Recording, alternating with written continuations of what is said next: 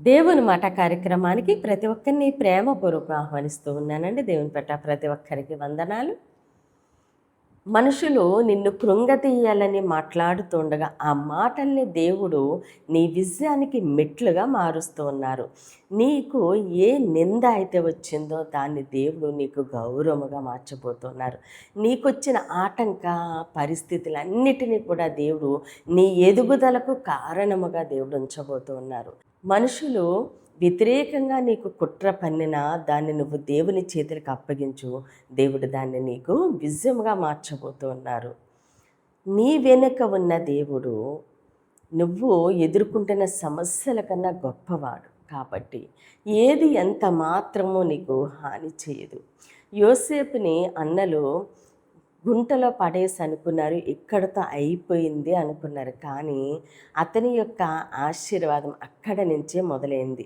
ఈరోజు మనుషులు ఏ మాటలతో నిన్ను కృంగదీస్తూ ఉన్నారో అక్కడి నుంచి దేవుడు నిన్ను నిలవబెట్టి దీవించి ఆశీర్వదించి ఎవ్వరూ ఊహించలేని ఒక ఉన్నతమైన స్థానంలో దేవుడు ఉంచబోతూ ఉన్నారు. అయితే ఈరోజు దేవుడు మన కొరకు సిద్ధపరిచిన ఆయన శ్రేష్టమైన వాగ్దానం చూద్దామండి. 110వ కీర్తన 4వ వచనము. మెల్కీషేతుకు క్రమము చొప్పున నీవు నిరంతరము యాజకుడవై ఉందవని యెహోవా ప్రమాణము చేసి ఉన్నాడు. ఆయన మాట తప్పని వాడు. ఆమేన్. దేవుడి రోజు మనతో మాట్లాడుచున్న మంచి మాట, యెహోవా మాట తప్పని వాడు. ఆమేన్. ఎవరండి మన దేవుడు? మాట తప్పని దేవుడు.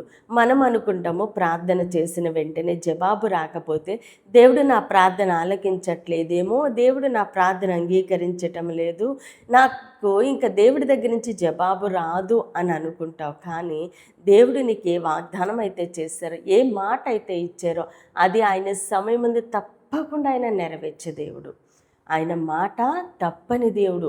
ఏ విధంగా నిన్ను ఆశీర్వదిస్తానని, ఏ విధంగా నిన్ను లేవదీస్తానని, ఏ విధంగా నిన్ను ఒక ఉన్నతమైన స్థానంలో ఉంచుతానని దేవుడు నీ విషయంలో, కుటుంబ విషయంలో, వ్యాపార విషయంలో, పరిచర్య విషయంలో, నీ బిడ్డల విషయంలో దేవుడు వాగ్దానం చేశారో ఆ వాగ్దానాలన్నీ కూడా దేవుడు ఆయన సమయమందు నెరవేర్చే దేవుడు. యెహోవా మాట తప్పని వాడు. యెహోవా ప్రమాణము చేసి ఉన్నాడు.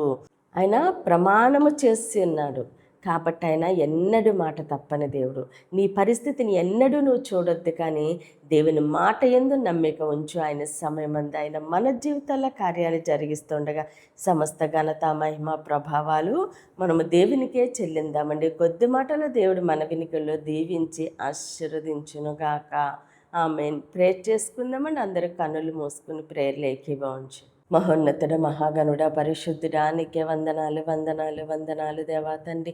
ఇచ్చిన వాగ్దానం నా అమ్మ జీవితాల్లో నూరింతలుగా ఫలించునుగాక. దైవజనుల వారి కుటుంబాలు, సంఘాలు, పరిచర్యలు యేసు నామంలోనే దీవించబడునుగాక. యెరూషలేముకు యేసు నామంలోనే క్షేమము కలుగునుగాక. ఈరోజు పుట్టినరోజు, పెళ్లి రోజు జరుపుకుంటున్న ప్రతి ఒక్కరికి సంవత్సరం ఒక ఆశీర్వాదకరముగా ఉండునుగాక.